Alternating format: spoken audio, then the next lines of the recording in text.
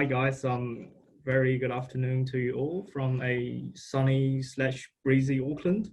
Um, I just probably would like to kick off by sharing a little bit about myself as well as probably the style that Monica did. I'm originally I was born in China, and at the age of 14, I decided to have a little bit of the disagreement with my parents and the way education system wasn't really what I thought it would look like in back home. So I basically did this proposal to them and convinced them to allow me to go to Singapore for a year. Then so at the age of 15, I was very excited. Think back on that. I was very probably very excited, a little bit scared if you think back on that, but wasn't as scared as the thought it would be once you're on the plane at the airport. So at the age of 15, went to Singapore for about actually didn't go as long as a year as planned. It was probably around 7 8 months. Was I kind of like a language school slash prep for this exam called AERS. I think it's for a secondary entry exam. I couldn't really um, do O level at the time, but that was the plan. So, but obviously that didn't really work out at the end because I didn't get accepted by all the secondary schools I applied. So quite similar to Monica's story, I guess. Then I flew home for about 3 months and just figure out what the next steps going to be look like, and decided to either choose to go to Australia or New Zealand. And yeah, New Zealand was obviously the get go. So at the age of 16, went from Shanghai, exact same airport, but just jump on a different flight, and it was quite funny because the flight go to Singapore was right next to the one to going to Auckland. So that's a bit of a ironic story, but yeah, at the age of 16, decided to come down here to New Zealand. And Auckland wasn't really the first choice. I got an offer down in Wellington as well, but at the time, I said to my agent that this is always my sort of principle, if you like, or golden rule of Ryan, um, is that I don't, because you're spending similar amount of money, and you're trying to get most students experience out of that journey. I'll normally call this my little journey because this is the real journey part. So I basically said to them, I want to go to a high school if it's only single sex. So I went to a boys' school, and it was also a Catholic school as well.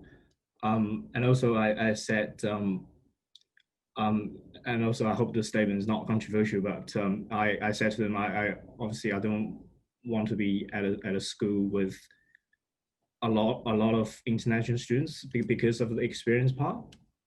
I get the part, I get the point that you might be homesick, but once for me, it's always about the engagement and the student experience again, and just trying to get involved as much as you can, and try to fit in the culture before you can get heard. That's a very important message. Wanted to put it out there. I'll touch on that later on.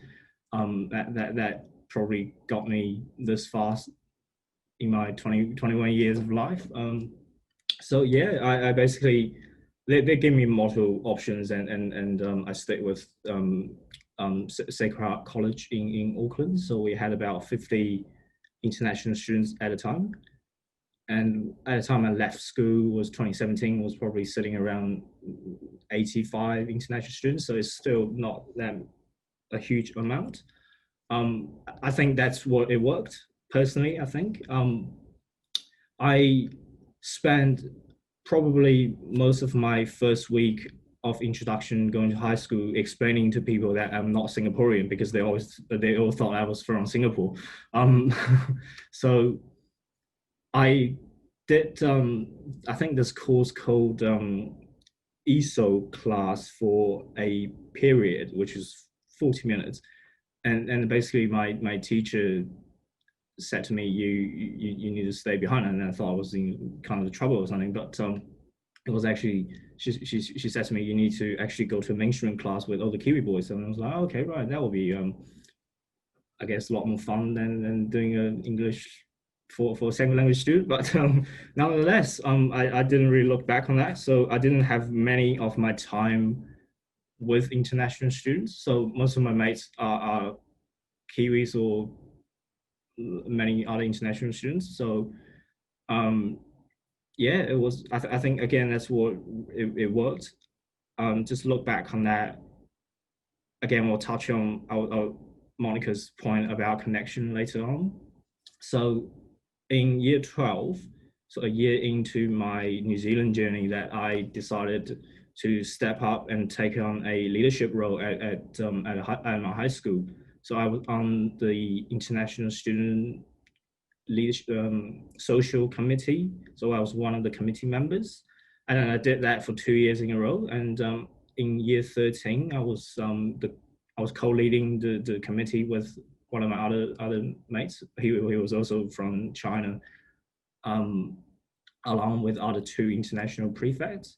So it was a, I guess look back on that again, what really stand out, it was the engagement part, because most international students who voted for me actually said to me that probably the only reason they voted for me was because I had most Kiwi / white friends, which was quite ironic, but because I don't really get to see them that much, and obviously due to all my classes are not with international students. So just moving on to probably university life, I didn't really think about doing law, to be quite frank. I always thought it to be to probably be in the medicine field, because my family's background and all that. But nonetheless, I moved to the dark side. So I'm on my way. Currently a third year law student at AUT. I actually started my not really law school, but university journey at the University of Auckland.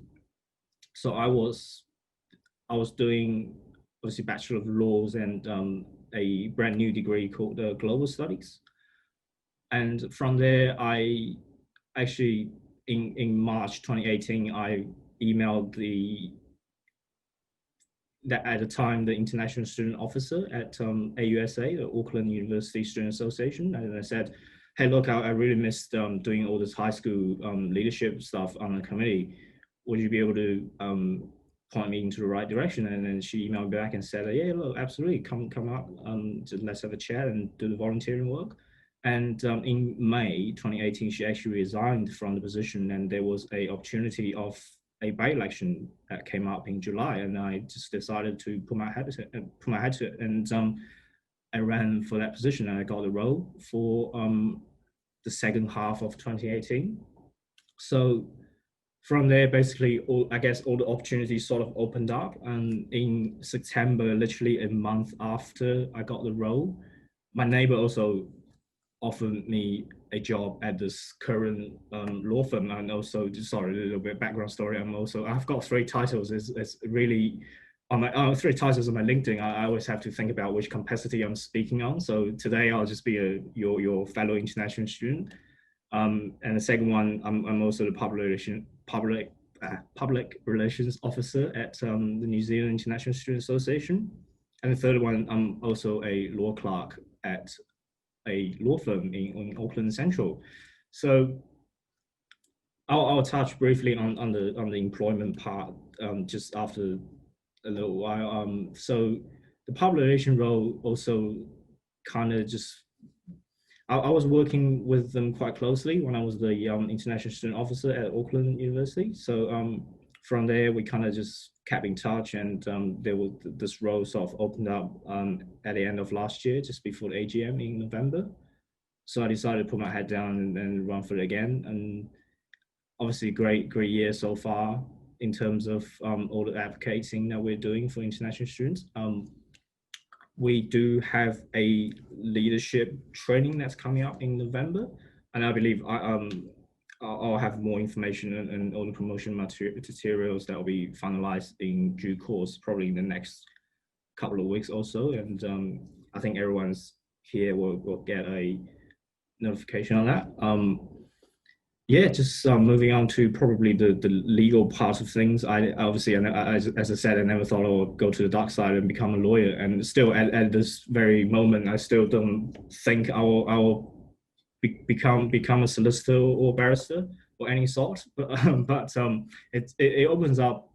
I was actually saying to my one of the partners another day, I have set out because I've been here for 2 years. I just got a LinkedIn and working anniversary notification the other day, and they kindly pointed out to me I've been with them for 2 years, and I said, "Hey, look, I actually achieved what I set out to achieve on my cover letter, which was to get to know the inside of a law firm." And yeah, that was pretty cool. So on that note, I think just would like to echo Monica's message on the connection part and all the reference and referral, which was 100% true, I think, because how I got into this job was obviously because of my neighbor, and how she know me and remembered me was through my high school international student committee leadership. So her older son also goes to my high school, and at the time she also had a host family student, which was he was from China, and I think one night he got quite sick, and he couldn't properly express himself. So I had to step in to become the emergency translator.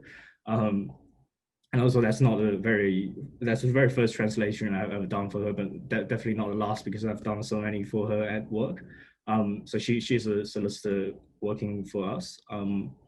So yeah, just on that refer note, I think my message to all the incoming through students would be definitely go out there. There are lots of opportunities, even under this COVID situation. I think I know there'll be lots of reports saying the employment market has never been really down like before, but there are still roles out there that you might like. Just keep going to those networking events. I think John will probably touch on that later on, because it is hugely important. I was quite lucky to be in a position that opens up to lots of networking event opportunities, and you just tag along and tell them your story, share about your side of the story, because at the end of the day, everyone who came into New Zealand is or was an immigrant. Because of the natural history of New Zealand, everyone immigrated to New Zealand at one point. So everyone has a different background, but everyone has a different story. Just don't feel shy. Don't be afraid of step up to take opportunities or take roles, and definitely don't be afraid of people saying that you're stealing their jobs. It's just because you're working a lot harder than some of the people, because if just don't really worry about them. Don't worry about those messages that are directly or indirectly pointed at us. But I guess if they had the time to comment on that, they definitely need to look at some other professional career. Yeah, so I think on that note, I guess that's all I want to cover today. It's I guess my journey will really just be a one-off, because everyone has a different journey, and I always think my principle of this road that turns into two directions. Because most people would go to this turning probably to go to this right one, which most people follow, but I have never really done that. I've always followed the other way, which most people don't want to go on, and that's the part that probably has most opportunities. Because if you have, say, about 100 people on this one junction, then there'll be 5 rows out there. But if there are 5 rows on the other side, then you're the only one on there, then offers are open to you. That's probably on this COVID situation as well, I was really lucky that at my performance review this year, I got offered a job that I can take on. But yeah, and just it opens up. There's so many roles out there, and I think one thing that Monica mentioned was that if you everything not sorry nothing is impossible if you put your mind to it, and that's what the um ex-prime minister of Britain said as well, David Cameron. That's on his valedictory statement. That's what he said. So I always follow that as well. So yeah, on a very cheerful note, stay positive out there, and happy to take questions.